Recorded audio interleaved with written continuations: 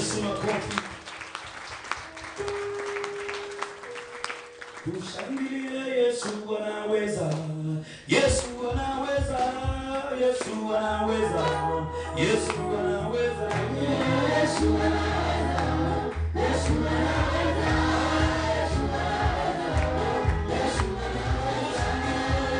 anaweza.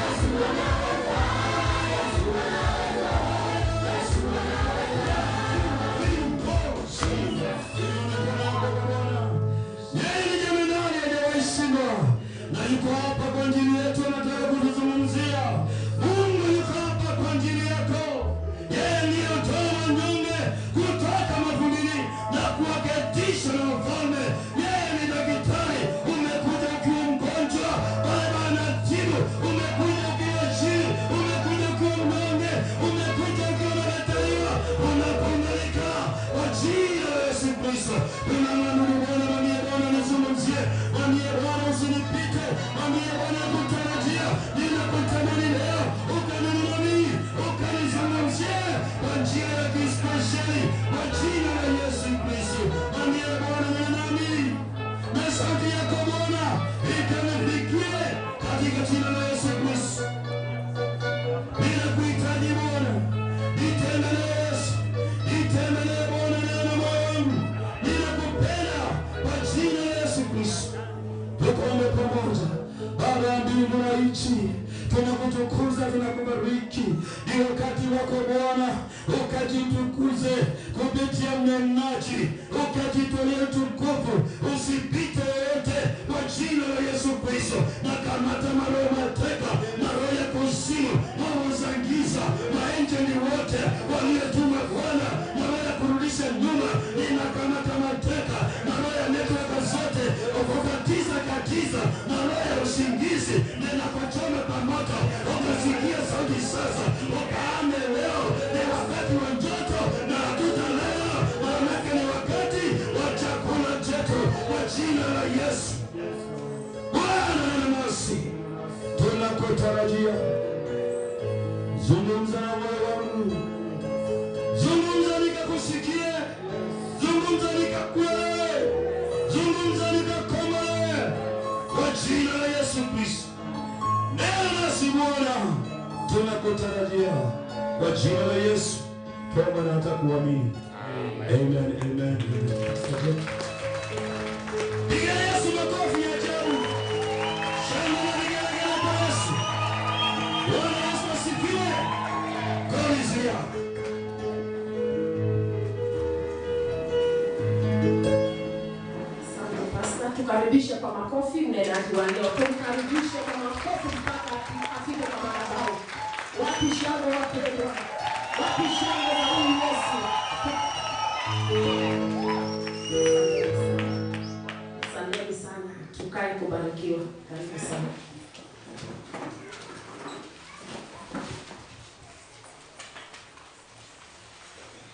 Hebu tupigie Yesu makofi mazuri. Weka mikono yako juu ya kichwa chako. Pigia Yesu makofi. Hallelujah. Glory to Jesus. Amen, amen. Hallelujah. Bwana Yesu asifiwe.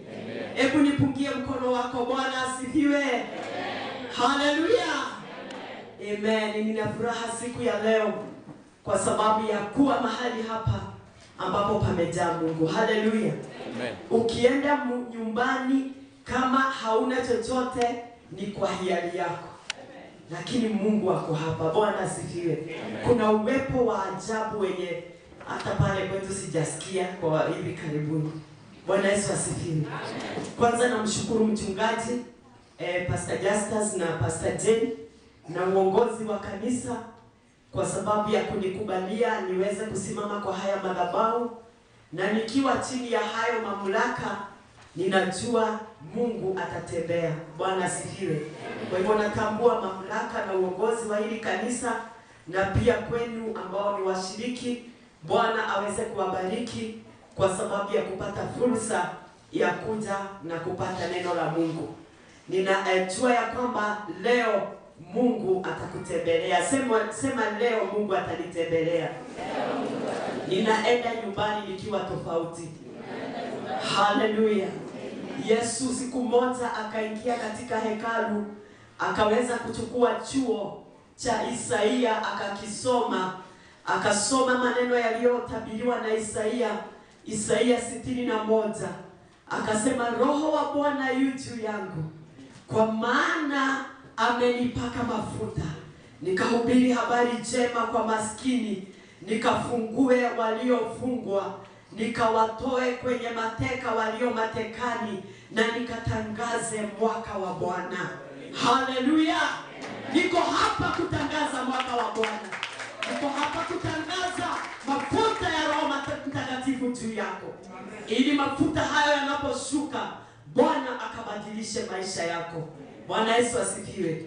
Kitabu cha Luka 4 anasema, na Roho wa Bwana akampaka Yesu mafuta, na popote alitembea alitenda mema. Wagonjwa walipona, waliofungwa walifunguliwa, walio chini waliinuliwa, kwa sababu Kristo alipakwa haya mafuta kwa kusudi na lengo hilo. Sasa sio Yesu ako hapa, ni sisi. Ni sisi tumepakwa hayo mafuta ili hiyo kazi ikaweze kutendeka. Bwana Yesu asifiwe. Wacha nijitambulishe, nisinene nikiwa stranger. Mimi naitwa Pastor Purity Mutungi. Natoka katika kanisa la AIC Kasina pale Mlolongo. Haleluya. Nikija nilisahau kuomba salamu. Kwa hivyo hakuna mtu alinipa salamu. Hata nikitoka kwa nyumba, tulitoka pamoja na Pastor Reverend Mutungi, amewahi kuhubiri hapa, Pastor Reverend Shadrack Mutungi. Tukitoka nilisahau pia kuomba salamu. Haleluya. Lakini mkinipa nitawapelekea. Mmenipatia? Amen. Nataka nishukuru Mungu sana kuchukua muda mrefu kwa mambo mengi. Nataka niende direct kwa neno ili Bwana akaweze kutenda. Nahisi kutakuwa na utofauti. Hallelujah. I feel something different. I feel like God is going to act. Hallelujah. Nahisi kama Bwana atatenda, atakutembelea. Asubuhi nikaambia service ya kwanza ya kwamba ingia ndani ya nyumba ya Mungu ukiwa na matarajio. Kama vile huyu mama ambaye anakuwa mjamzito, wakati muda wake unafika, akienda pale hospitali awekwe kwenye kile chumba kinaitwa labor ward. Hakuna mama anaingiaga pale akisema nitatoka vile tu nimeingia. Tukiingia pale tunasemanga finally. Hallelujah. Furaha imekaribia. Hallelujah. Na ukiangalia kila mama anaingia pale, hata kama kuna uchungu, hata kama kuna mazito, hata kama hajielewi, anakuanga na kitu kimoja at the back of the mind. Anakuanga akisema finally my hour has come. I must come out different. Nikiwa nimebeba baraka. Nasi tukiingia kwenye nyumba ya Mungu, wacha tuingie tukiwa na matarajio. Na ndio sababu methali inasema na matarajio yako haitakatizwa. Utakapokuwa na matarajio mbele za Bwana haitakatizwa. Haleluya. Asante sana waimbaji. Asante wanalika. Mmenibariki sana. Siku moja tembeleeni Kasina na tuweze kuwa nanyi na kubariki. Na muimbe hiyo wimbo mmeimba sahi. Haleluya. Umenigusa, umenibariki. Haleluya. Nimeona, asubuhi nikasema, let me give some 2-3 observation. Mimi ni counselor, nimesomea counseling, and we do what we call non-verbal. Ukiingia ukiongea na mtu, always we observe. Sio tu the verbal, ile ya mdomo. We are very keen to observe macho yako inaendaje, kwa sababu vile inaenda unaongea. Hallelujah. We are keen to observe mikono, kwa sababu vile mikono inaongea unaongea. Kama unanihadithia, mimi kazi yangu ni kusikiliza tu as a counselor. Ukianza kuniambia unajua mzee wangu akaja akani, ukifanya hivyo na mikono, I know what you're saying. Kwa sababu ukifika mahali upatwe hasira, macho itabadilika, mdomo utabadilika, mikono itaanza kurusharushwa, na ninajua hapo emotions zimeenda juu. Hallelujah. So we observe the non-verbal, na kuna non-verbal nimeobserve hapa, na nikasema you are a church of excellence. Hebu jipigie makofi. There is a lot of spirit ya excellence in this church. Asante Pastor kwa sababu ya excellence katika kanisa pamoja na Pastor Jane. Ukiangalia hata uimbaji, there is a lot of godliness. Kama sio ile ya kujivalisha, there is a lot of godliness in your songs. Hallelujah. Hebu uimbaji jipigieni makofi. Yani ni kanisa iliyo na uungu mwingi. Hallelujah. In simple words. Bwana Yesu asifiwe. Na kwa hayo yote nampa Bwana utukufu kwa sababu ni wake. Hakuna anayefaa kujipiga kifua ni mimi nimetenda, ni mimi nimefanya, ni mimi ndiye mtunzi wa nyimbo. Kwa yote tunampa Bwana utukufu. Usikawahi shiriki utukufu na yeye. Akikutendea, be very careful to say it is him. Ni yeye aliyenitendea. Hallelujah. Amen. Nataka tuende katika neno la Mungu. Tusome kitabu cha Marko 14. Nasoma mstari Hebu tuanzie mstari wa 3 mpaka wa 9. Kama msomaji wangu aliyenisomea asubuhi yako atanisomea Mark chapter 14.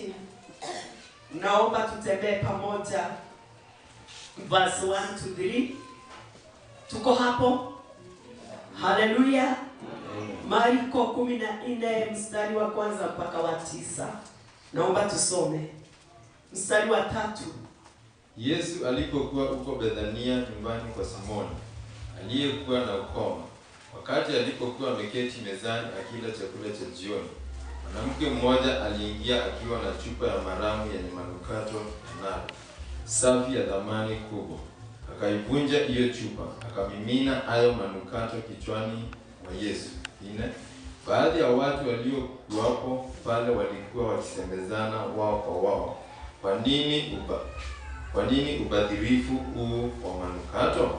5. Mafuta haya yangeweza kuuzwa kwa zaidi ya dinari 300, na fedha hizo wangepewa maskini. Wakamkemea vikali huyo mwanamke. 6. Lakini Yesu akawaambia, kwa nini mnamsumbua? Mwacheni, ametenda jambo la kupendeza. 7. Maskini mnao pamoja nanyi siku zote, na mnaweza kuwasaidia wakati wowote mnaotaka, lakini mimi hamko nami daima.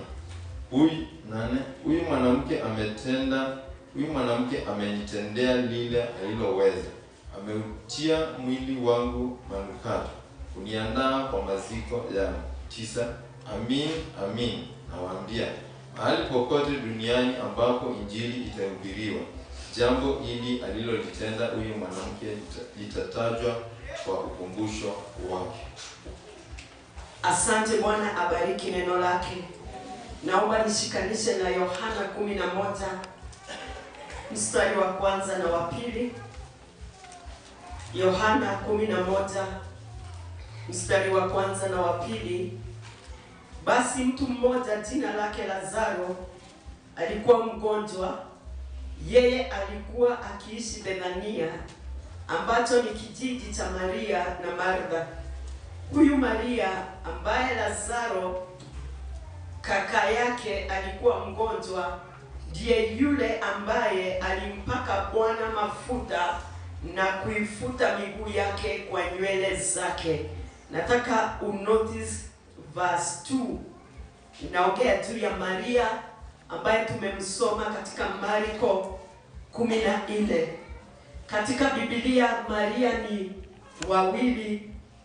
Tunapata Maria Magdalena ambaye ndiye aliweza kutolewa pepo 7 na Yesu, na kutoka hapo akamfuata Yesu kwa kumtumikia, na ndiye aliyekuwa wa kwanza kutangulia kaburini aweze kumpaka Yesu mafuta, aweze kupaka mwili wa Yesu mafuta kulingana na utamaduni wa Kiyahudi.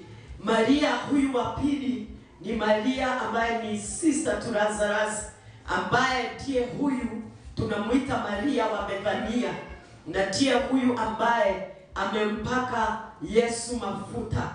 Na kwa hivyo asubuhi ya leo ama mchana wa leo, adhuhuri ya leo, adhuhuri imefika, ninaomba tuweze kuangalia ujumbe wa siku ya leo ambao Mungu aliweza kuweka katika moyo wangu.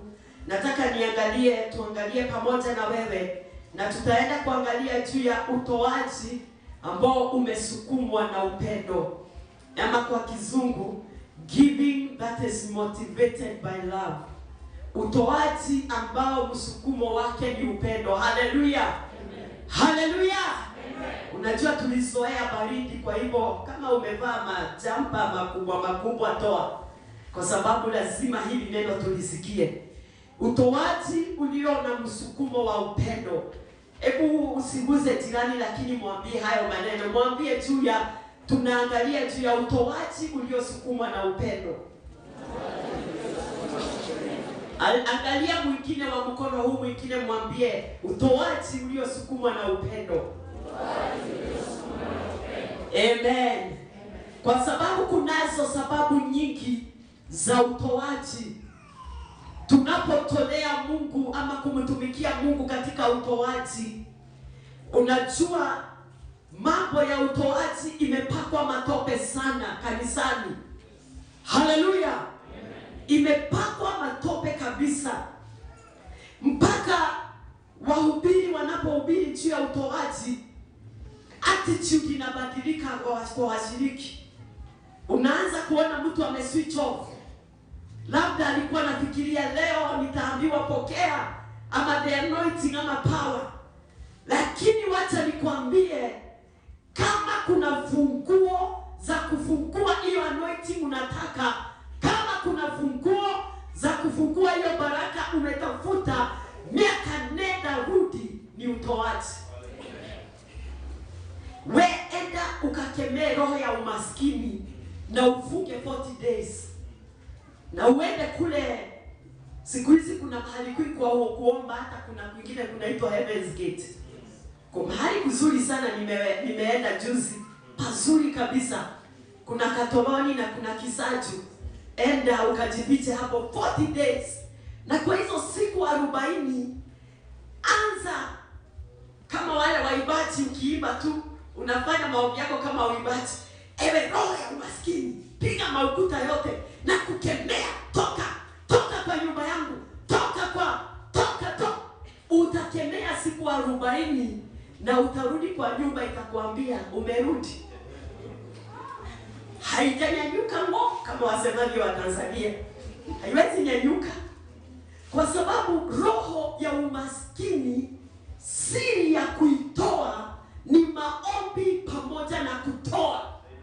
Sema amen. Amen. Ni maombi pamoja na giving. Ukijua hiyo siri, utaenda maombi ukemee na ulete sadaka na useme roho ya maskini hautaishi kwangu tena. Haleluya. Kwa sababu umejua siri ya kuifukuza. You know there are stubborn spirits. Kuna mapepo stubborn ambao inataka uwe na ufunuo. Sio tu kuinuka na kusema na kukemea. Haleluya. Inataka uwe na ufunuo. This stubborn spirit inaendanga namna gani? Haleluya. Kwa sababu kuna jinsi ambavyo roho wa Bwana atakufunulia na ukikemea itaenda. Kwa hivyo tunapoangalia juu ya utoaji, nataka tuangalie juu ya utoaji ulio na msukumo wa upendo. Kwa sababu kuna sababu mingi ambazo huwa zinatufanya tutoe. Labda wakati mmoja ukitoa, unatoa ili pastor aone umetoa. Siku moja mhubiri mmoja akahubiri. Mhubiri mmoja tunajua, international speaker. Nilisikia akitoa hiyo testimony. Na alipohubiri akaambia watu, nataka you support the work of God. Yeye hutembea mataifa akihubiri na mioyo na nafsi zinaokolewa. Na akawaambia watu, support the work of God. Nitume, kwa sababu Biblia inasema wataendaje kama hawajatumwa? How will they go if they are not sent? Lazima watumwe. Na wacha nikwambie, anayetuma na anayetumana na anayeenda wanashiriki reward moja. Malipo yao ni moja. Unapomtuma mchungaji na wewe uko kwako, lakini umemsupport, ameenda akahubiri, nafsi zikaokoka, reward ya mchungaji na wewe inakuwa sawa. Zile nafsi 5 zimeokoka, kwa hesabu ya mbingu wewe unawekewa 5 na yeye anawekewa 5, kwa sababu ulimtuma. Na ule mhubiri akatoa ushuhuda akasema, akihubiri akaambia watu, support the work of God. Toeni ili niende mataifa. Watu wakatoa, na jamaa mmoja, very rich man, akatoa millions of dollars. Na kwa sababu pastor alisema mkitoa mtapokea, akatoa akitarajia atapata. Na kwa hivyo siku ya kwanza akagoja, mwezi ukaisha, wa pili, wa tatu, masiku yakaenda, na ule jamaa akakasirika. Akasema, kwani ule mtumishi wa Mungu alitudanganya ya kwamba tukitoa tutapata, tukitoa tutapokea? Kwa sababu ni kweli, ni neno la Mungu katika Luka inasema, give and it shall come back to you. A good measure, pressed and flowing over shall people bring to your bosom. Yaani kwa Kiswahili nasema toa na utapata, ikiwa imesidiliwa, imesukasukwa, inatiririka, ndio watu watakuletea. Sio mimi. Ni hiyo. Na kwa hivyo ule jamaa akaenda kwa ule mhubiri akamwambia, inakuaje ulisema uongo? Akamwambia, mimi ninahubiri ukweli wa neno. Wacha nirudi kwa ninayemwakilisha. Akaenda maombi akaomba.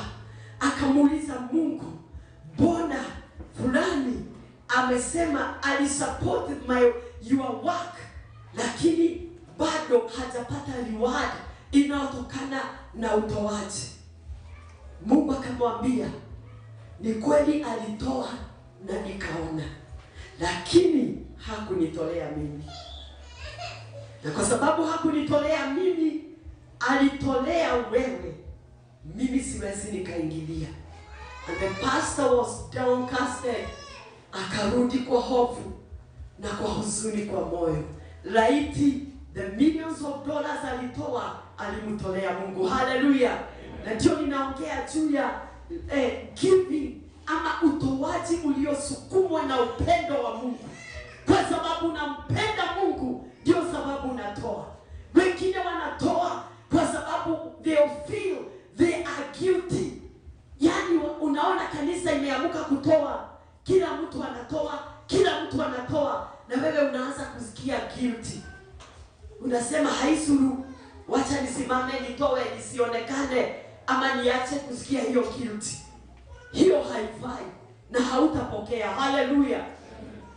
Wengine wanatoa kwa sababu wengine wanatoa. Yaani kwa sababu watu walitoa na wewe unatoa. Kuna mtu mmoja aliguswa na Yesu macho, akapakwa matope na mate, akaambiwa nenda ukaoge Siloamu. Alipokuwa anaenda, aliyetumwa akaenda na wengine. Wale wengine hawakutumwa, mmoja ndiye alitumwa. They are those that went with the sent. Hallelujah. One was sent, but there are others who went with the sent. Walienda kuangalia, ni kweli mate itafungua macho, ni kweli Siloamu kuna maji gani, ama ni kweli hii kitu ni ya kweli. Hawakwenda kwa sababu walitumwa. Na ndio maana nasema we must have the best of the reason of giving, and that is love. Because we love God. Kwa sababu tunampenda Mungu, ndio sababu tunamtolea. Hallelujah. Mambo mawili nimepata katika hiki kifungu kabla sijaingia kwa pointi 3-4. Kwa sababu alimpenda Yesu.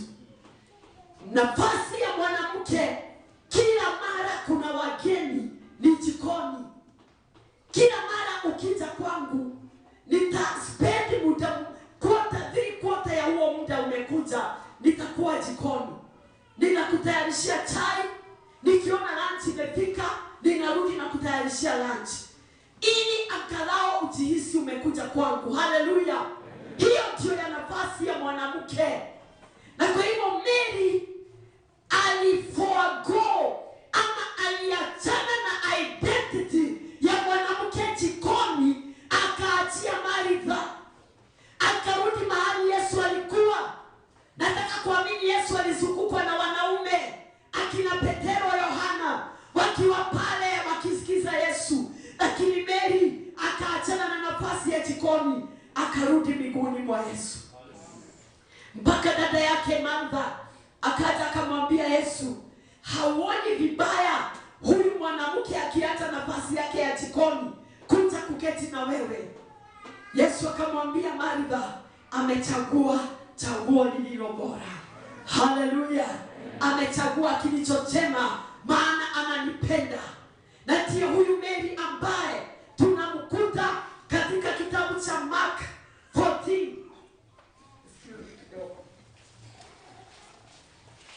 Mark 14. Huyu Mary amebeba chupa ya mafuta.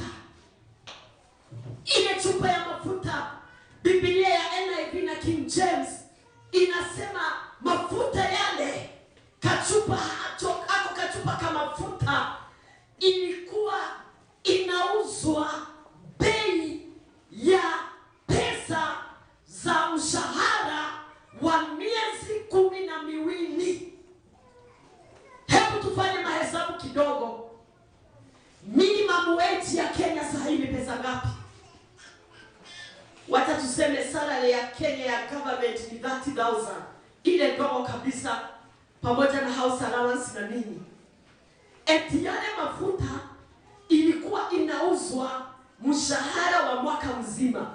Hebu tufanye hesabu na wewe. 30k times miezi 12. How much is that? Si useme kwa sauti. Kule nyuma acha nione kama wanajua mahesabu ya pesa. Unajua ya pesa hakuna mtu hajui. Wale wako pale nyuma.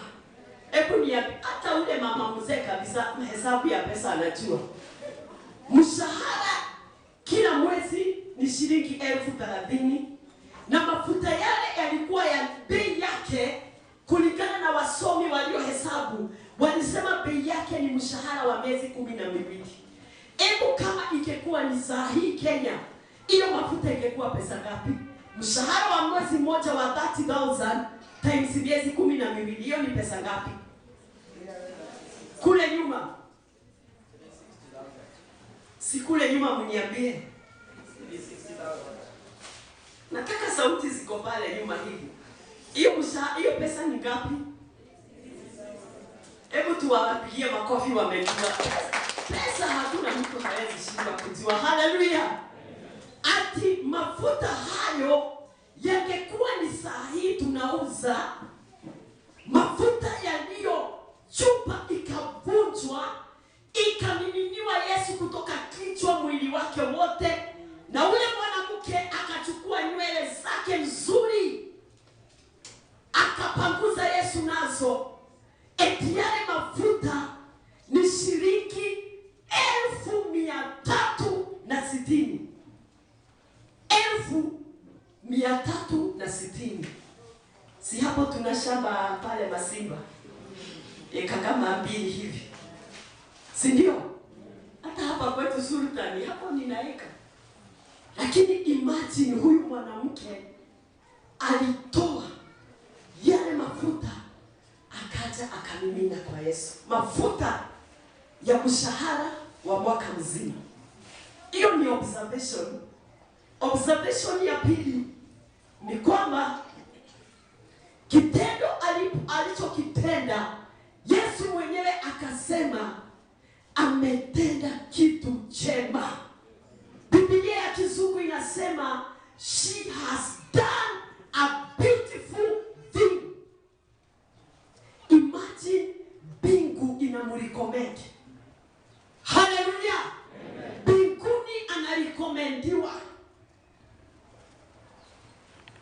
Na nikasema asubuhi kuna mahali unaweza enda kuuliza kazi na uliseme ulikuwa kampani fulani, useme ulikuwa kapa na unaenda Mabati Rolling wakwambie rudi utuletee recommendation.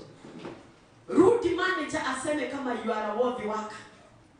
Na ule manager ataandika kulingana na tabia zako. Usithubutu kuchukua huyu jamaa. Alikuwa mwizi na pamoja kwa kapa. Take him at your own risk. Anamalizia hivyo. Hallelujah. Hiyo ni recommendation. Na kuna pengine mwingine atasema we regret ameacha our company. The input ameleta kwa company yetu it is uncomparable. Manager unayepelekea wa Mabati Rolling akisoma atakwambia jiandae unaingia job next week kwa sababu ya recommendation. Kumbe hata bingu ina recommendation. Hallelujah. Kumbe bingu inaweza recommend.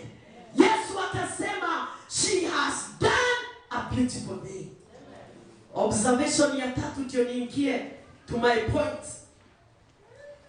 Mark 14 verse 8. Mark chapter 14 verse 8. Yesu akasema she did all what she could. Amefanya chochote angeweza. mwanamke amefanya the best in her life.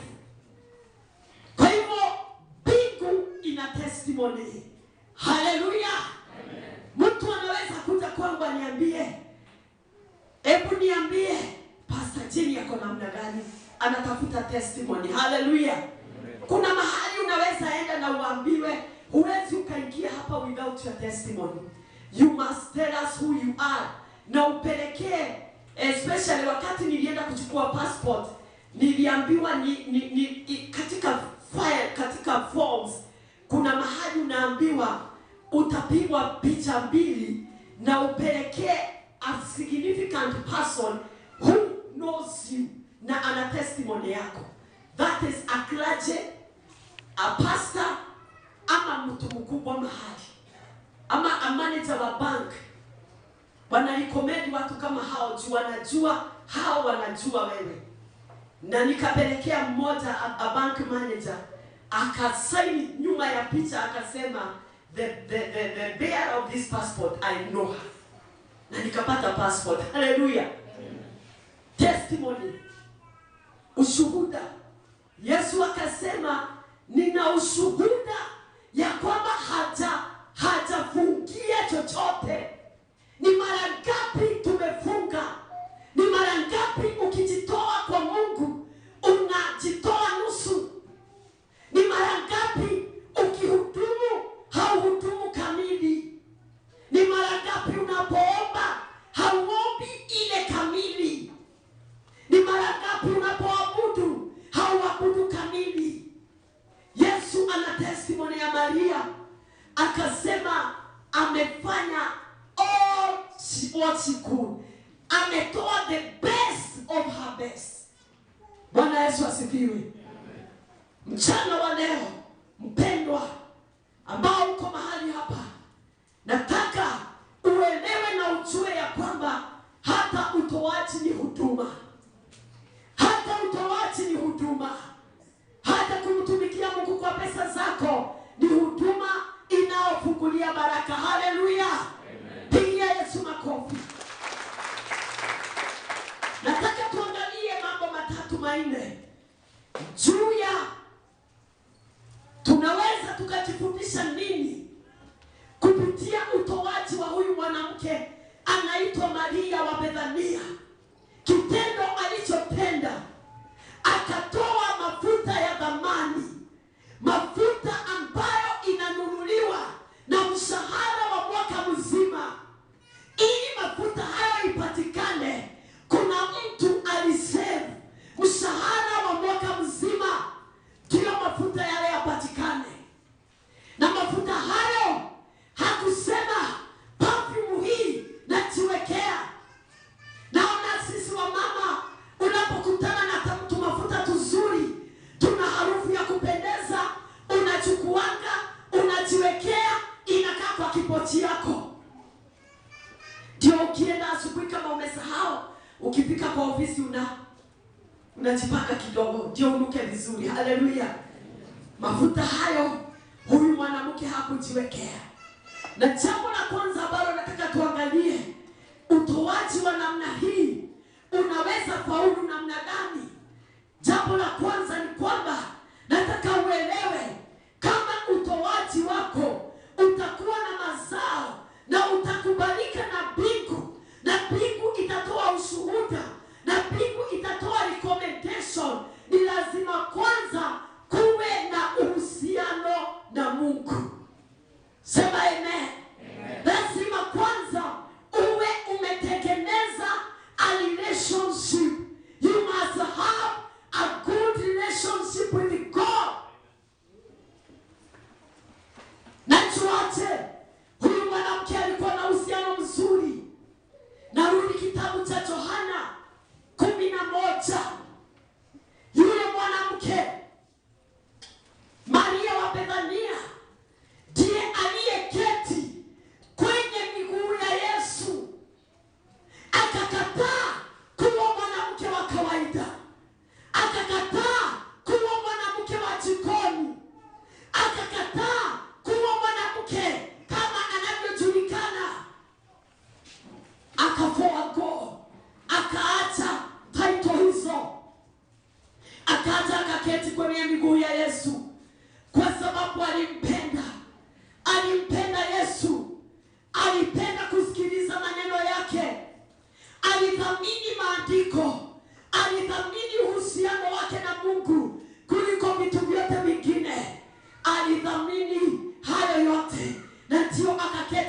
mwa Yesu. Haleluya, haleluya.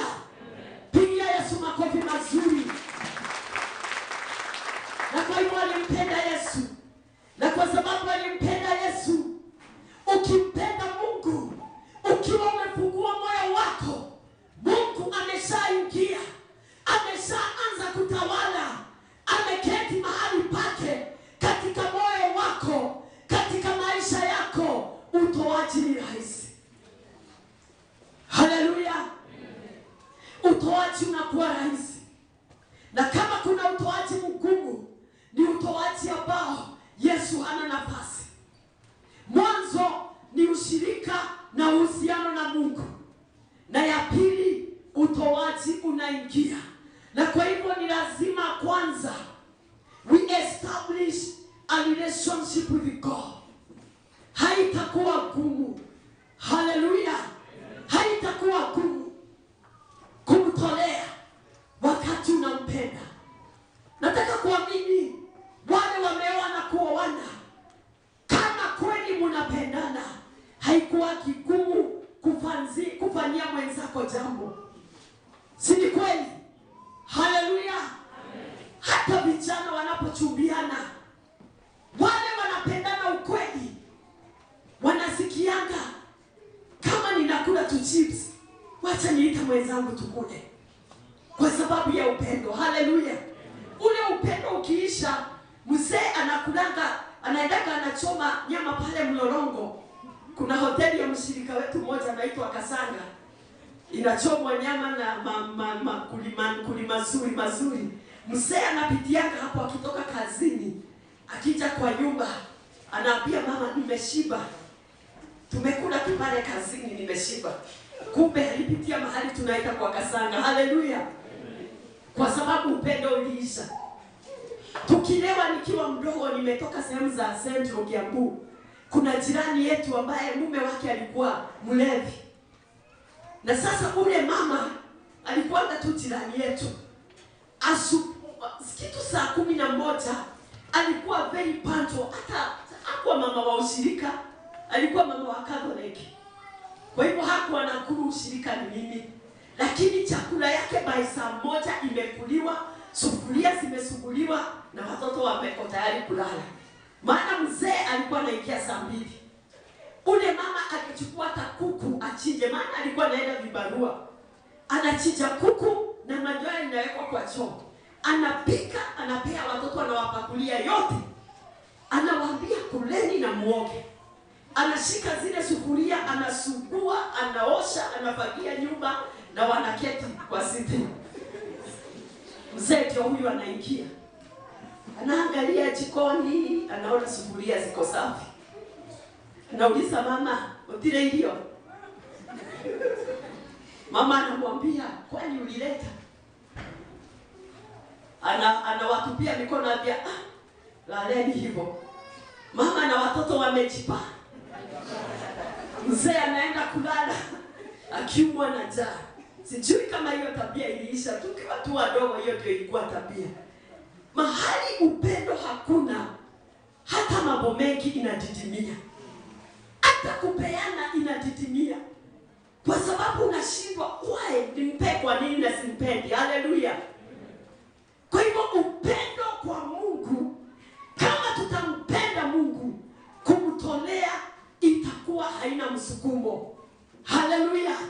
Haina msukumo mkubwa, kwa sababu tunampenda, ndio maana tunamtolea. Kwa sababu tunampenda, ndio maana tunampatia. Kwanza, giving ya kwanza ni ya kutoa moyo wako. Ukishatoa moyo wako, mambo mengine yatakuja sababa. Number 2,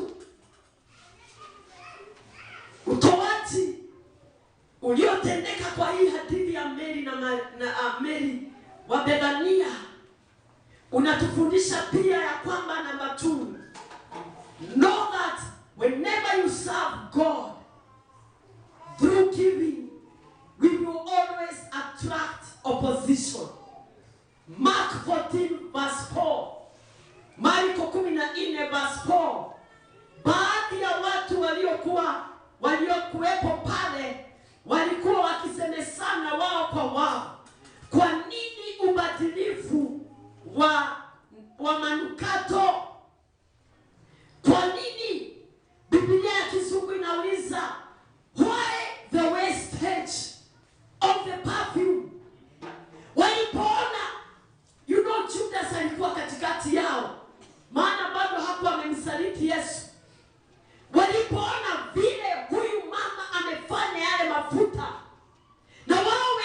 ndio wanajua bei yake. Walikusanyana tu vikundi. Naona wakikusanyana kule nyuma wanasogeana. Huyu mwanamke kichwa si nzuri. Haleluya. Huyu mwanamke ana bwana. Kwanza walianzia hapo. Huyu mwanamke ameolewa. Unajua she was a single lady. Na hapo ndio wamama wanaanza kupigiwa. Unajua mwanamke asiolewa tabia zake hakuna siku zinafaa. Na una wakimsekenya kabisa. Mwanamke hata tunajua alitoa wapi, labda alienda kwa politician fulani akampea. Ndio maana hasikii ule uchungu wa kutoa, wakamunenea, wakamuoppose. Kwa sababu popote kuna utoaji ni lazima shetani apinge. Haleluya. Na nikasema asubuhi, kwa nini shetani hupinga utoaji? Hebu nipe masikio nikwambie. Haleluya. Haleluya. Nipe masikio nikwambie. Kwa nini mchungaji akisema ni Thanksgiving unasikia ugumu kuja kumshukuru aliye kupatia hewa ya kupumua? By the way, do you know siku hizi oxygen tunanunua? Umeelewa hivyo? Umeelewa hizi vitu sio za kawaida? Umeelewa hata ya kununuliwa inakosekana? Na watu wanaenda. Na akiulizwa daktari ni nini ilitendeka, tulikosa oxygen. Imagine. Na wewe na mimi tunapumua tu, tunafikiri ni kawaida tufanye. Tunafikiri ni kawaida. Ngoja siku ile utaenda kununua ukose hakuna. Ndio utaitishwa sadaka ya shukurani ukimbia hapa mbio. Lakini tusikoje wakati kama huo. Hebu tumshukuru wakati ambapo tunaweza pumua pasipo kununua oxygen. Amen. Haleluya. Hebu tumshukuru wakati damu haisafishwi. Nasikia dialysis moja ni 7,000 na ni kila wiki. Ile kwenda damu hiyo isungushwe hivi. Na uambiwe sasa enda nyumbani wiki moja urudi na ukuje na 7,000. Hawana huruma. Hawana huruma. Hiyo damu ikikaa ikisafishwa miaka yote utakaa uhai, utakaa ukitoa sadaka ya kusafisha damu ya 7,000 kila wiki.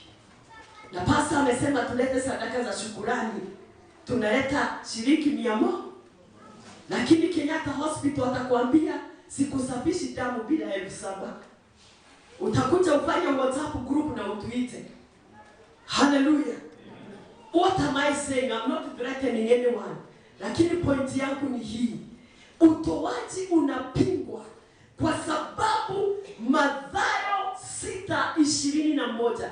Hebu tusome hiyo kifungu. Hatukusoma asubuhi, lakini naomba tukisome Mathayo 6:21. Kwa nini shetani hupinga utoaji? Answer yetu iko katika Matthew 6:21. Tafadhali nisomee ndugu yangu hapa.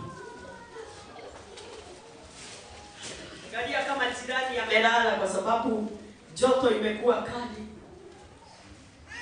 Kwa sababu mahali hazina yako ilipo, hapo ndipo pia moyo wako. Anza 20. Lakini jiwekeni hazina mbinguni, mahali ambapo nondo na kutu haviharibu, wala wevi hawavunji na kuiba. 21. Kwa sababu mahali hazina yako ilipo, hapo ndipo pia moyo wako utakapokuwa. Amen. Jiwekeni hazina mbinguni, mahali ambapo nondo na kutu na panya na mende na mchwa na waizi hawako. Kwa sababu mahali ambapo hazina yako ipo, hapo ndipo moyo wako uko. Haleluya. Kwa nini utoaji unapingwa? Jibu langu ndio hili. Ambapo Roho wa Mungu aliniwezesha kujua. Nikajua ya kwamba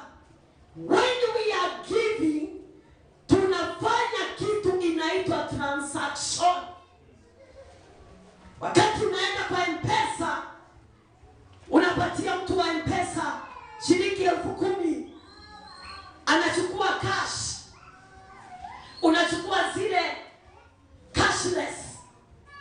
Hiyo tunaita transaction. Kuna mabadilishano imeendelea.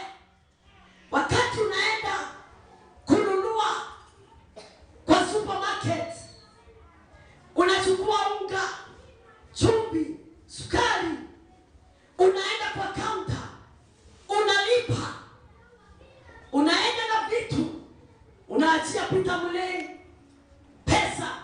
Hiyo tunaita transaction. Haleluya. Sema transaction. Sema mabadilishano. Kwa hivyo kwa nini shetani anapinga utoaji? Ambia jirani yako, muulize hiyo swali, kwa nini shetani anapinga utoaji? Na kama anakaa kama hapa amekuja kugawa mashamba, mwambie saizi ya mashamba. Mashamba alete hapa kanisani tuende tukadedicate. Haleluya.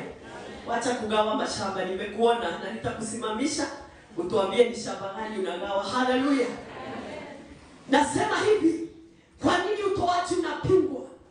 Kwa sababu wakati tunatoa, wakati unasimama kwa haya madhabahu, wakati unatoa hiyo sadaka ya shukrani, wakati unatoa sadaka yako, wakati unatoa fungu la 10, wakati unatoa malipuko ama uzao wa kwanza, wakati unatoa, unafanya mabadilishano, unafanya a transaction. Haleluya. Unaenda katika the corrupted store iliyo na corruption. Kwa Kiswahili ni nini? Unaenda kwa store ya ufisadi, store ambayo wezi wanaweza ingia, store ambao panya anaingia, store ambao nudu wanaingia, store ambao mende na mchwa wanaingia. Unaenda kwa ile store, unatoa hazina yako pale, unaileta upande huu mwingine katika bingu. Sema amen. Kuna transaction inaendelea. Na Biblia inasema mahali hazina iko, hapo ndipo moyo uko. Kama hazina ilikuwa kwa hii ya ufisadi, moyo uko hapo. Wakati una transfer kutoka kwa hazina yako, kutoka kwa store ambao inaweza ikaingililiwa, unaleta kwa hii store iliyo na madhabahu imejaa manukato ya Kristo, moyo wako nao unakuanga ukifanyiwa kitu tunasema realignment. Fundisha mambo magumu lakini utaelewa. Haleluya. Realignment. Realignment ni ile mpangilio wa moyo unaanza kubadilishwa. Kwa sababu hazina imetoka hapa, lazima moyo utoke. Haleluya. Maana moyo unatembeanga na hazina. Kama hazina iko hapa, moyo uko hapa. Na ili tutoe ule moyo hapa, lazima tutoe hazina. Tukileta hazina pande hii, nao moyo unaanza kujipanga. Unaanza kujipanga ama kujiweka in order. Unasema kumbe tulitokanga kule, tukakuja pande hii. Haleluya. Na kwa sababu shetani anajua wakati tunatoa, transformation ya moyo inafanyika, ndio maana kuna upinzani. Ujue hautoangi tu kutoa. Kama kazi yako ni kuja kurusha sadaka, kutoka leo acha. Kwa sababu hata ukienda M-Pesa, I don't know kwa nini physical things don't teach us spiritual things. Kwa sababu whatever happens in the physical, it first happens in the spiritual. Manifestation is spiritual first, then the physical. Sijui kwa nini tuko makini sana. Kama hujapatia huyo mtu wa M-Pesa hiyo 10K, utasimama pale kwa mlango kabla uingie kwa kaunta yake. Una hesabu tena. 4, 5, 6, 10. Na unamwambia hebu angalia kama ni 10. Naye anaangalia 1, 2, 3, 4. Ni 9. Nimekupatia 10. Hallelujah. We are very keen. Lakini tukija hapa kwa madhabahu, transaction hii ni zaidi ya hiyo ya M-Pesa. Kwa sababu kuna kitu spiritually inatendeka. Moyo unabadilishwa. Moyo unapitia mabadiliko. Moyo unaondolewa mahali ulikuwa, unaelekezwa mahali pengine. Kila mara ukileta sadaka, know you are transacting. Ni kama tu vile umeingia kwa hiyo M-Pesa shop. Weka hiyo, wacha nikupatie kwa ile image inaweza elewa zaidi. Unapoleta sadaka hapo, elewa ni kama vile umeingia kwa M-Pesa. Bwana Yesu asifiwe. You are doing a transaction. You are giving the physical, you are receiving the spiritual. Kuna kitu kinabadilika. Hallelujah. Number 3.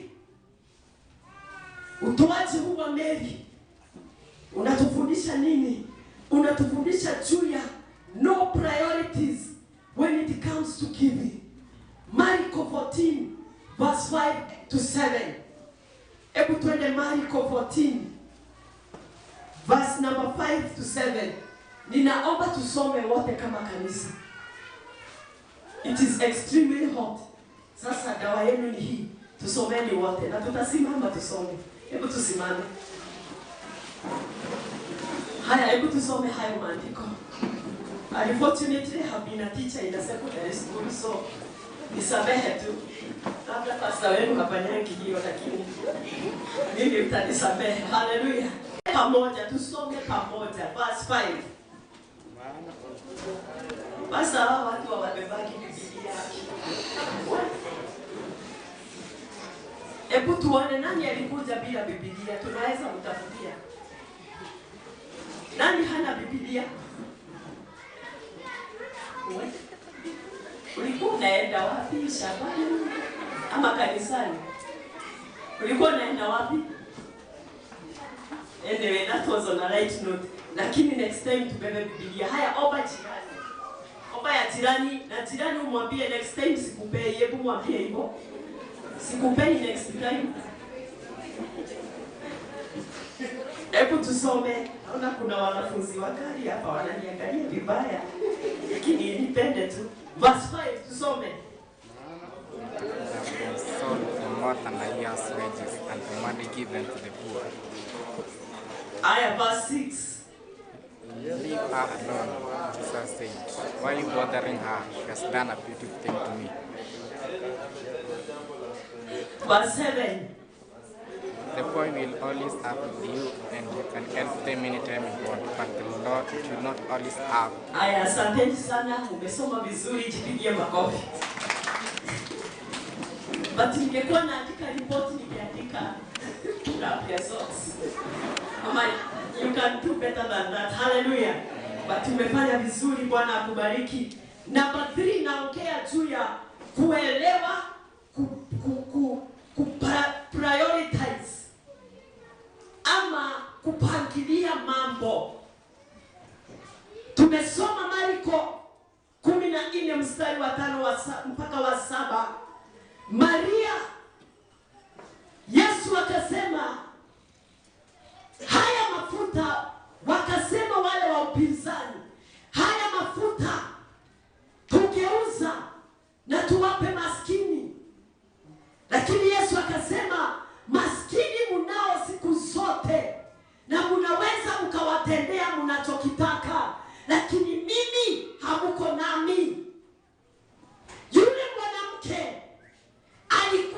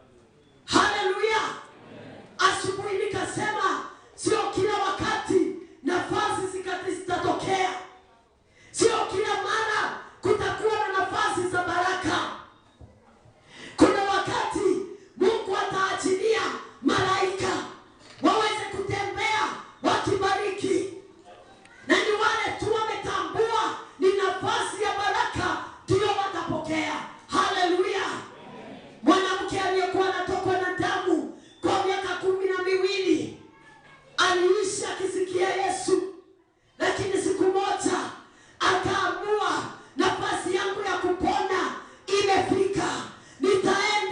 Nitapenya kwa umati.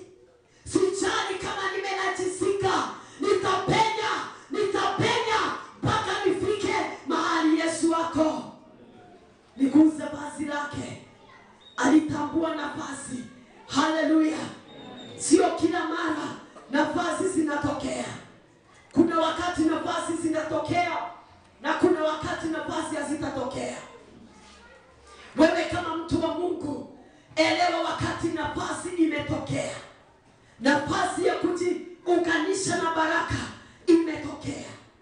Kuwa katika umakini ya kwamba unaelewa wakati hiyo nafasi inaweza ikatokea. Bwana Yesu asifiwe. Nataka tuangalie faida tatu ambazo Maria wa Bethania alipokea kutokana na utoaji wake. 3 benefits that Mary of Bethany received because of her giving. Unajua utoaji hauwezi ukawa wa bure. Kama kweli umetoa kwa kumpenda Mungu, lazima faida zitakurudia. Na faida ya kwanza ni Marko 14 mstari wake wa 8. Nataka nisome kwa haraka. Huyu mwanamke amenitendea lile aliloweza. Ameutia mwili wangu mafuta manukato kuniandaa kwa maziko yangu.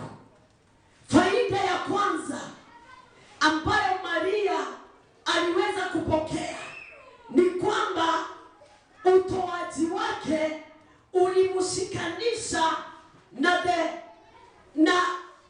hitaji la kinabii la Kristo. Haukunipata. Acha nije tena. Acha niseme kwa kizungu kwa wale wazungu. Her giving connected her with the prophetic need of the Lord. Utoaji wake ulimuunganisha na hitaji la kinabii la Yesu. Hallelujah. In other words, Maria wa Bethania alielewa na majira na masaa na nyakati. Hallelujah. Akaelewa ya kwamba wakati wa majira ya kinabii ninafaa nijiunganishe na huo unabii. Wakati wa lisaa la kinabii ninastahili nijiunganishe na huo unabii. Hallelujah. Yesu akasema, nataka kuamini Maria kwa akili hakuwa na kitu kama kifo cha Yesu. And by the way, kulingana na Wayahudi, mwili haukuwa unapakwa mafuta kabla ya kufa.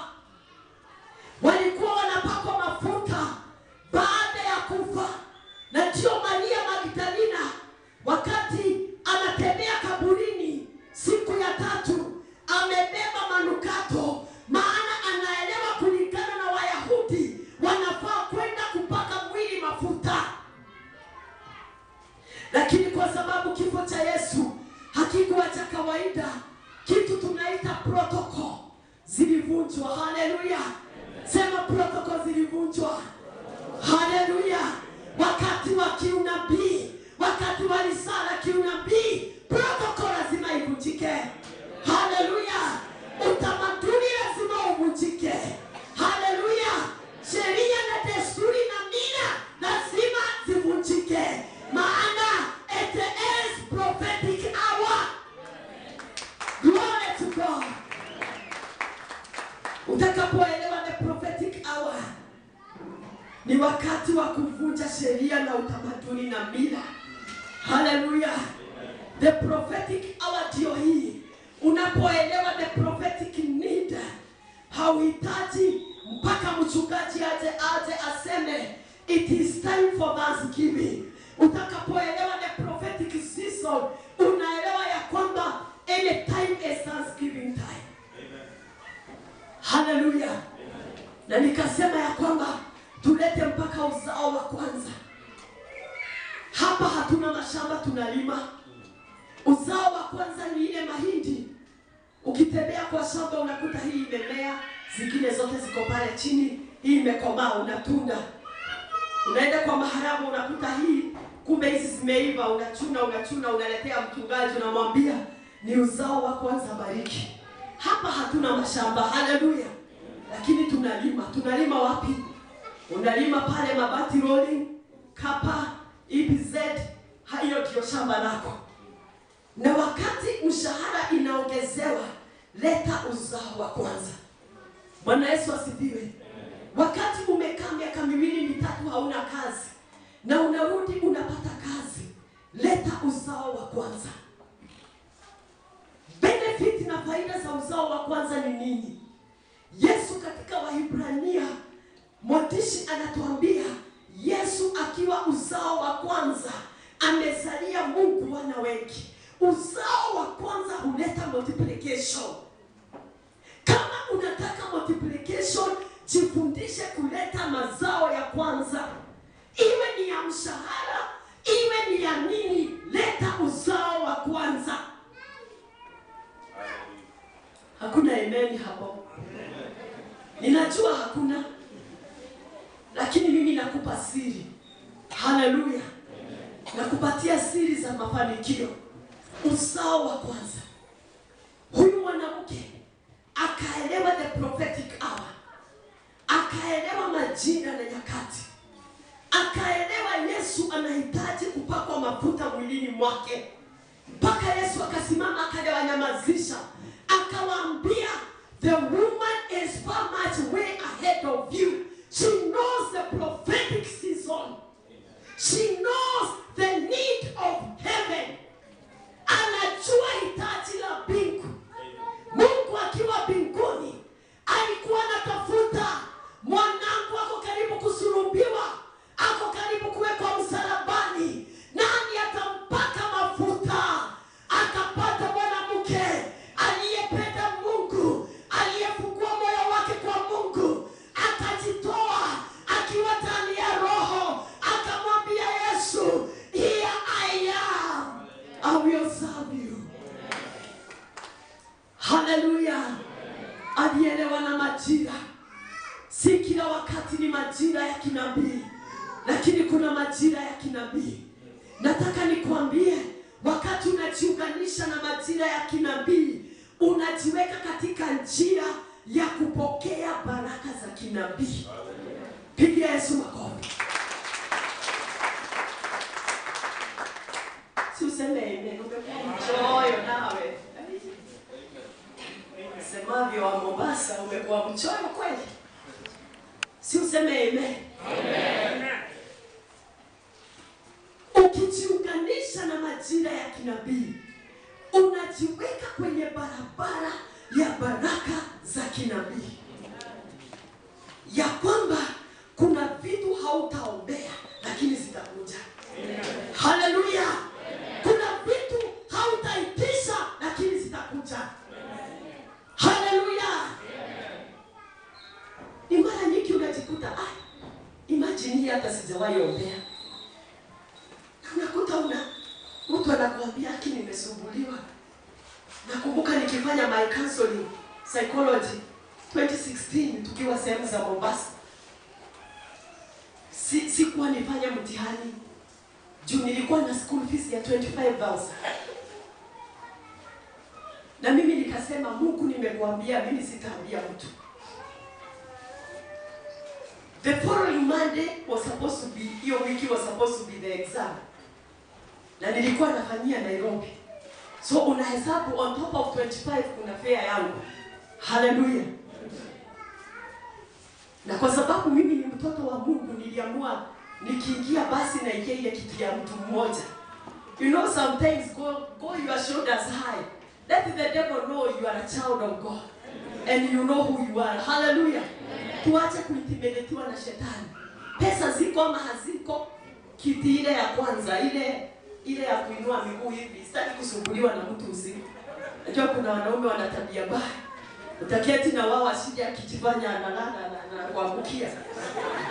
Mimi hiyo sitaki. Nataka hiyo kiti niko peke yangu na Yesu wangu. Hallelujah. Na hiyo kiti by that time you are paying 1,800. Na ni kiti ya kwenda na kurudi. Na hapa natafuta school fees ya 25. Na huyu mama, labda unasema huyu mama ana maringo. Nina maringo maana mimi mtoto wa Yesu. Usipojielewa wewe ni nani, unataka nani akuelewe? Usipojijua wewe ni wa Mungu gani, unataka mtu gani akuelewe? Kwanza waonyeshe wewe ni wa nani. Ndio waweze kujua huyu ule Mungu anatumikianga si mdogo. Hata ukimuita kwako, ujue Mungu wake ni mkubwa. Hallelujah. Hiyo sisemi usinichukue. I'm just saying on a light note. But my bottom line ni kwamba jijue wewe ni wa nani. Hallelujah. Mimi huyo na deni ya 25,000. Na ninahitaji 3,600 ya kiti. Lunch sijali sana, lunch ninaweza survive. Na niko pale tuko Sunday jioni. Moyo wangu umeshida tu katika kanisa ukiomba Mungu usikubali nipitwe na huu mtihani. Mimi sitaki kudefer graduation. Kanisa ikaisha tukaenda nyumbani. Na kuna rafiki yangu mmoja akanipigia simu akaniambia leo upike pilau tunakuja. Nikatii tu nikapika, sina shida ya upishi nitakupikia. Nikapika, lakini moyo una huzuni. Kesho ni Monday na hitaji 25,000. Na mimi sijui itatoka wapi, lakini Mungu wewe unajua. Nikiwa pale, tumekuja tumekula, tumeomba tunawasindikiza waende nyumbani kitu saa 3 saa 4 hapo. Tukibaki nyuma na mama, mzee wameenda na mume wangu mbele. Nikaona mama amerudi kwa mfuko akatoa kabahasha. Akaniambia Pastor Purity. Kwanza aliniita Mama Grace. Mama Grace, unajua siku 3 sijalala. Nikamuuliza sasa hiyo najifanya kwa nini? Nimesumbuliwa. Na nini sasa? Sasa hiyo ukiona moyo unaruka tu. Ninasikia Mungu akiniambia nilipe school fees yako. Sasa hiyo najifanya, unajua saa nyingine jifanya tu. Najifanya tu hapo si kitu kikubwa. Lakini kwa moyo ukipasua nastahili kuwa nimeanguka chini nikilia. Kwa sababu Mungu amenikujia na amejibu maombi yangu. Akaniambia shika, nimekusanya watu fulani na tumechanga na tumepata 27,000. Pigia Yesu makofi. Hiyo yote ilifanyika nyuma ya muongo wangu. Mimi sikujua, but niliambia Mungu, unajua nahitaji 25,000. Niende nikafanya exam. Hallelujah. Akanipa kale kabahasha. Nikasema asante. Asante kwa kutii Mungu. Asante kwa kujua prophetic need na ukajiweka in a prophetic line. Na nikaweka kabahasha kwa mfuko, nikamsindikiza tukarudi kwa nyumba, nikaruka, nikashukuru, nikaambia Mungu asante. Hallelujah. Yule mama alielewa the prophetic hour. Mimi nikipitwa na hiyo exam, haikuwa na haja kubwa shida ya kilipa hiyo fees. Ya nini sasa? Because exam imeshafanywa, I have to wait for the next season ya exam. But the woman alielewa in the spiritual, the prophetic need and the prophetic hour. Akajiunganisha. Hallelujah. Bwana Yesu asifiwe. What am I saying? Nasema ya kwamba mimi sikuelewa Mungu atani surprise. Na ndio hiyo ninasema wakati unajiunganisha with the prophetic of God, unajiweka kwa barabara, kuna vitu haujang'ang'ana kupata lakini unazipata. Kuna mambo haujaombea sana, hujafunga 21 days, hujafunga 4 days, hujafunga 3 days, unienda tu ukasema Bwana nikumbuke, na Bwana akakukumbuka. Kwa sababu alikukuta akitembea on the prophetic lane, wale walikuwa prophetically positioned, alienda akipatana na wao. Hallelujah. Benefit ya pili, my time is up. Her giving gave her a legacy and a name to be celebrated forever. Mark 14 verse 9. Yesu akasema, huyu mwanamke aliyenitendea kitendo hiki hakushikilia mafuta ya pesa mingi, mafuta ya shilingi 360 hakushikilia. Jina lake litatajwa kila mahali, atakuwa na kumbukumbu. Sasa hivi katika dunia watu wanasema humu ile tunaita grapevine, ile masengenyo ya chini chini, wanasema hata hii COVID imeletwa kwa sababu kuna watu wanajitafutia kumbukumbu, legacy. Kuna watu wanatafuta majina. Watu wameenda mpaka kwa mwezi kwa sababu wanatafuta majina ingie kwa historia. Juzi nikaona jamaa mmoja ana ndege zinaitwa Virgin Atlantic. Ametengeneza ndege ikampeleka kwa mwezi na ikamrudisha yeye na mtoto wake. Very rich guy. Anaitwa Richard Branson. I wish hiyo fedha angeleta kwa ufalme kidogo. Hallelujah. Mungu amuguze alete tunue uwanja. Hallelujah. Lakini Mungu anasema sio Richard Branson, ni wewe. Na wewe na wewe. Hallelujah. Tunatafuta legacy. Sahi Uhuru Kenyatta kilio chake, ukisikiza news, Uhuru Kenyatta anatafuta kuacha legacy. Legacy. Yani legacy ni kumbukumbu. Biblia ina kumbukumbu. Tunasoma Abrahamu, Isaka, Yakobo, hiyo ni kumbukumbu na majina. Tunasoma kwa historia ya church history, akina Martin Luther, akina John Wesley, akina John Calvin, akina hao watu waliotengeneza historia ya kanisa. Tunawasoma, wana kumbukumbu, wana majina. Hata saa hii kila mmoja wetu anatafuta jina. Wangapi hawatafuti jina kujulikana? Then you are abnormal. Hallelujah. Tunatafuta legacy. Watoto wetu watatukumbuka na nini? Watakuwa wanasema the prayers of my mother. Maombi ya mama yangu. Kama sio baba yangu alinunua shamba, hatungekuwa na shamba. Legacy. Kila mmoja anatafuta legacy kwa njia yake. Huyu mwanamke kupitia utoaji alipewa space. Ile ninaita space ya jina na kumbukumbu. Pigia Yesu makofi. Sema space ya jina na kumbukumbu. Ilitoka kwa utoaji. Yesu akasema mahali popote injili hii itahubiriwa, huyu mwanamke atakumbukwa. Benefit ya tatu, kupitia utoaji na kumtumikia Mungu, tunapata kuinuliwa kutoka nowhere, tukoketishwa na watu wakuu.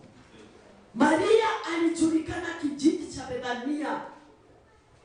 Zaidi ya Bethania, Maria hakujulikana. Lakini wakati alifanya kile kitendo, Yesu akampromote, akasema huyu mwanamke dunia nzima itamtambua. Akatolewa kwa mavumbi, akateketishwa with the mighty men of the earth. Toaje. Hallelujah. Jambo lingine, alipanuka, akaongezeka kwa njia zote, akaacha kuwa mtumwa wa hali. Unajua, ningekuwa na wakati ningefundisha juu ya kukataa kuwa mtumwa wa hali. Refusing to be a slave of situations. Na siku moja wana wa Israeli wakawa watumwa wa Farao.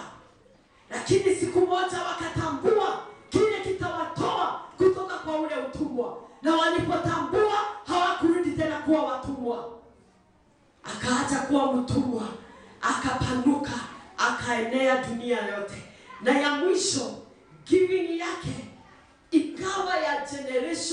generations to come.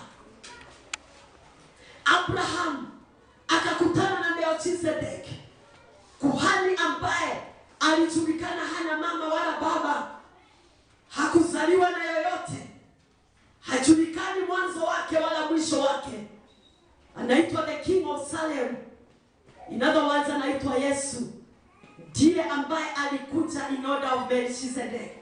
Abrahamu akitoka vitani akakutana na Melchizedeki, akamtolea fungu la 10 pamoja na wanaye ambaye alikuwa tasa, hakuwa na mwana hata mmoja. Lakini kitabu cha Waebrania kinasema akatolea Melchizedeki fungu la 10 pamoja na wanaye waliokuwa kwenye viuno vyake. Haleluya! Abrahamu alikuwa tasa akitoa lile fungu la 10, lakini akatolea Isaka aliyekuwa kwenye viuno vyake, akatolea Yakobo aliyekuwa kwenye viuno vyake, akatolea Lawi aliyekuwa kwenye viuno vyake. Haleluya! Utoaji una affect generations after generations. Na asubuhi nikasema, nikimalizia nikasema hivi, Biblia inasema katika Proverbs ya kwamba a good man anaachia urithi watoto wa watoto wake. Urithi gani? Gorofa, mashamba, magari, ndio. Lakini urithi ulio wa maana wa kuachia vizazi na generation, sio magorofa, sio magari, sio mashamba. Pamoja na hayo, achia wanao urithi wa kiroho. Waliowaachia wanaye wakubwa wa nchi hii, wanaachia wanao urithi wa magorofa. Lakini kitabu mwili uwe mchanga, wale watoto wameshauana, wamepigana, wameuana, wamemalizana. Ili hali baba aliacha magorofa Nairobi, Mombasa na kila mahali. Nenda Mombasa, hoteli za politician anaitwa Jenga Karume zimemea nyasi. Nenda kwa nyumba zinaitwa Kirema, hazikai watu, kwa sababu mzee ule aliacha urithi physical, hakuacha urithi unaoweza kusustain urithi wa ghorofa. Abrahamu akaelewa siri, urithi ni kiroho kwanza. Akatoa fungu la 10 mpaka kwa wale watoto waliokuwa kwenye viuno vyake. Alipowaachia ng'ombe na mbuzi na kondoo, wale watoto mpaka Isaka, Yakobo, Lawi, wote walikuwa matajiri, kwa sababu urithi wa kwanza ulikuwa urithi wa kiroho. Giving affects generations. Hallelujah. Naomba kutoka leo ukamtumikie Mungu kwa utoaji wa kumpenda. Naomba kutoka leo ukawe na different perspective juu ya utoaji, kwa sababu utoaji, mambo ya kiroho inabadilika kwa sababu ya utoaji. Mioyo yetu inabadilika kwa sababu tumeamua kumtumikia Mungu katika utoaji. Haleluya. Naomba hilo neno Roho wa Bwana akaliweke hai, akasababishe liwe hai ndani yako. Ndio unapotoa, kuna kule kumtolea Mungu. Unapoenda kumwabudu Mungu kwa utoaji, unaanza kupona. I saw people healing wakati wa utoaji. Walienda wakatoa, akirudi kuketi ugonjwa hakuna. Haleluya. Kwa sababu kuna kitu Mungu alikuwa anatafuta. Unakataa kutoa fungu la 10, unapata kansa. Unapoamua kuitoa, unapona kansa. Utoaji inaleta deliverance. Haleluya. Naomba neno hilo Roho wa Bwana akaliweke haya maisha yako. tumkaribishe pasta atupeleke kwa kipindi cha maombi. Ndio wakati tutaamua kutolea Mungu. Inawezekana sio leo, inawezekana mna siku ya shukurani kama vile mumetangaziwa. Wakati utaleta hiyo shukurani, leta ukiwa na matarajio na kutolea shukurani. Bwana niponye, nimesumbuka, nimetembea mahospitali, lakini ninapokutolea hii shukurani yangu, Bwana gusa mwili wangu. Napokutolea hii shukurani, Bwana gusa watoto wangu walioingia kwa ulevi. Bwana waregeshe kwenye nyumba yako. Waliopotelea kwa madawa ya kulevya, Bwana waregeshe ndani ya nyumba yako. Ninapotoa hii sadaka, Bwana gusa mume wangu aweze kurudi kwa nyumba yako na akaweze kuokoka. That is how miraculous giving is. Tukaione kwa macho ya kiroho. Bwana asifiwe. Karibu mchungaji. Tupe Yesu makofi. Tunakusimama kwa miguu yetu. Kwa jina la Yesu. Mpe Bwana sadaka ya makofi ya kumaanisha. The Lord is so great, the Lord is so good. Bwana ametenda mema, ametenda maajabu. Amefanya haya kwa ajili ya kutuinua, kwa ajili ya kutubariki, kwa ajili ya kututoa mahali fulani atuweke mahali pengine. Bwana Yesu asifiwe. Ameyafanya haya kwa ajili ya maisha yako.